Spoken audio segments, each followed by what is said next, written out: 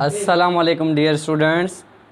Previous class के अंदर जेके शयूं असां डिस्कस कयूंसीं वो बेसिक जो इंट्रोडक्शन जो क्लास हलायोसीं।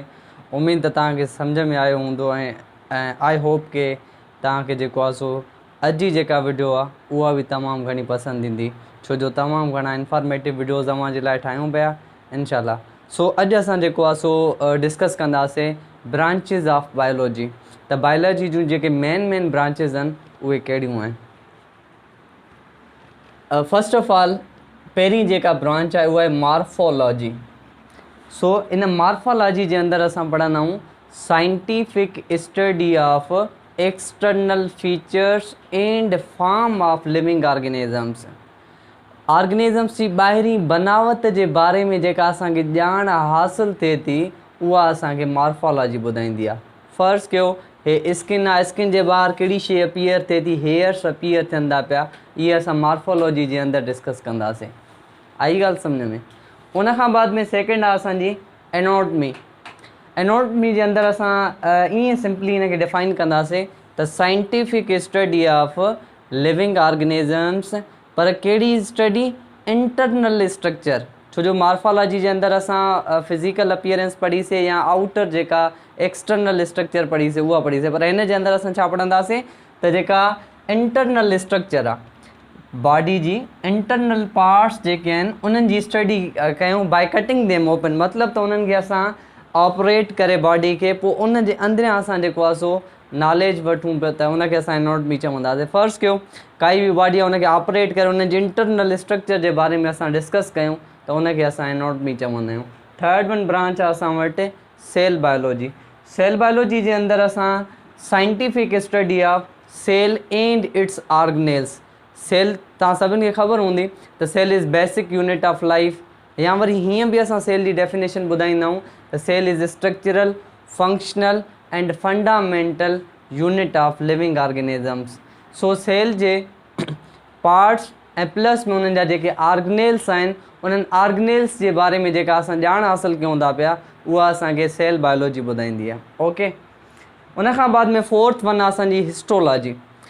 हिस्टोलॉजी असांजी अहिड़ी बायोलॉजी जी ब्रांच आहे जंहिंजे अंदरि असां स्टडी अबाउट द टिश्यूज़ कंदा आहियूं। टिश्यूज़ कहिड़ा? फ़र्ज़ु कयो असांजी बॉडी जे अंदरि एपीथेलियल टिश्यूज़ आहिनि, इन्हनि जे बारे में जेका ॼाण हासिलु कयूं था इहा हिस्टोलॉजी जे अंदरि ईंदी आहे।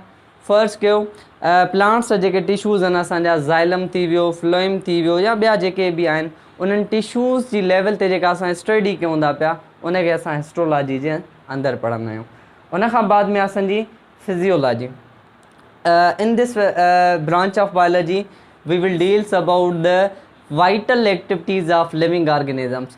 लिविंग ऑर्गेनिज़म्स जेके वाइटल एक्टिविटीज़ परफॉर्म करनि था पिया उन्हनि जी जेका असां इंफॉर्मेशन वठूं, नॉलेज वठूं, या असां उन्हनि जी स्टडी कयूं त उनखे असां चवंदासीं फिज़ियोलॉजी।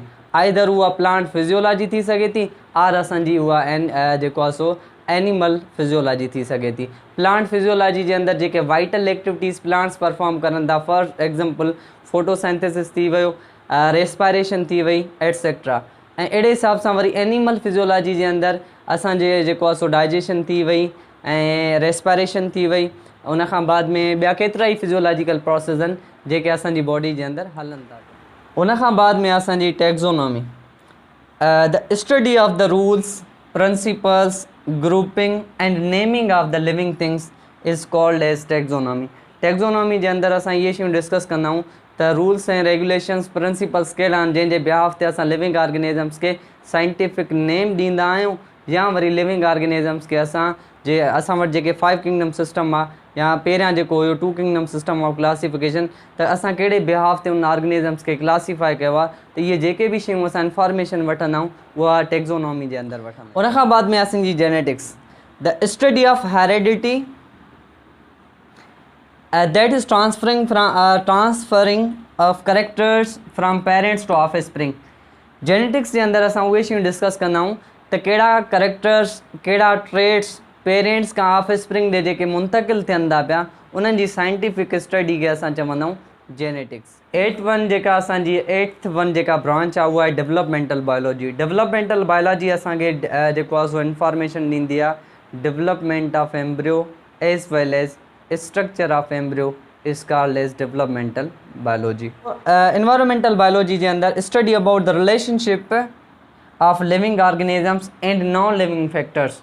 जेके लिविंग ऑर्गेनिज़म्स पाण में इंटरेक्ट कीअं करनि था पिया ऐं प्लस में उन्हनि जो नॉन लिविंग फैक्टर्स यानी लाइट थी वई, वाटर थी वियो एटसेट्रा, इन्हनि सां जेको इन जो इफेक्ट आहे फैक्टर्स जो, इन जे बारे में असांखे जेका इंफॉर्मेशन हासिलु थींदी आहे उहा एनवायरमेंट बायोलॉजी जे अंदरि असां पढ़ंदा आहियूं। उन खां बाद में असां वटि पैलेंटोलॉजी। पैलेंटोलॉजी जे अंदरि असां सिंपली ॿुधाईंदासीं the study of remote past organic life with the help of fossils. Fossils J behalf ते पास्ट रिमोट ऑर्गेनिक लाइफ जी जेका असां स्टडी कयूं था पिया इनखे असां चवंदा आहियूं पैलेंटोलॉजी। पोइ पैलेंटोलॉजी जे अंदरि अगरि प्लांट्स असां पढ़ूं था त पैलियो बॉटनी चवंदासीं असां उनखे, अगरि एनिमल्स जे फॉसिल्स रिकॉर्ड जे बिहाफ ते असां स्टडी कयूं था एज ज़ू पैलेंटोलॉजी। उन खां बाद में असांजो biotechnology. Biology to develop new products methods and organisms intended to improve human health. Human health खे इम्प्रूव करण जे लाइ जेके अपडेट असां वटि जेको आहे सो मेथड्स अचनि था पिया उन्हनि जे बारे में असां जेका स्टडी हासिलु कयूं था पिया उहा असांखे बायोटेक्नोलॉजी ॿुधाईंदी आहे। हाणे उन्हनि जे रिज़ल्ट में बायोटेक्नोलॉजिकल प्रोडक्ट्स आहिनि, जीअं इंसोलिन थी वई बायोटेक्नोलॉजिकल प्रोडक्ट आहे, वैक्सीन तव्हांजी थी वई आहे बायोटेक्नोलॉजी प्रोडक्ट आहे। उन खां बाद में असां अॻिते हलूं था सोशो बायोलॉजी। सोशो बायोलॉजी जे अंदरि असां सोशल बिहेवियर जी ॻाल्हि कंदा आहियूं एनिमल्स जी, the study about the social behaviour of living organisms is called as socio biology.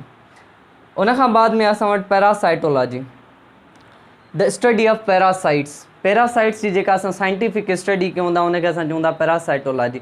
हाणे पैरासाइट्स असांजा छा थींदा आहिनि, इहे असांजा हिकिड़ा एजेंट्स आहिनि जेके असांखे डिज़ीज़ प्रोवाइड कंदा आहिनि।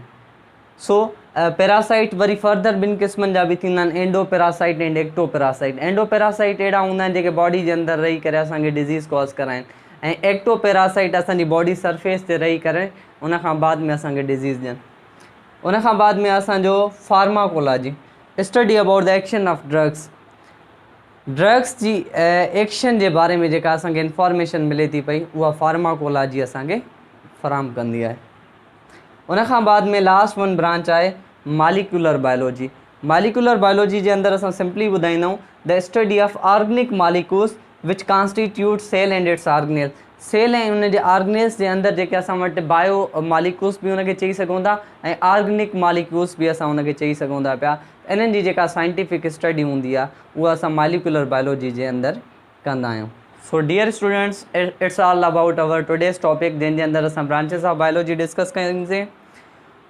उमेद त तव्हांखे हीअ वीडियो बि ॾाढो पसंदि ईंदो जीअं पहिरें वीडियो ते तव्हां फीडबैक ॾिनी आहे। सो मिलूं था कंहिं नेक्स्ट वीडियो जे अंदरि।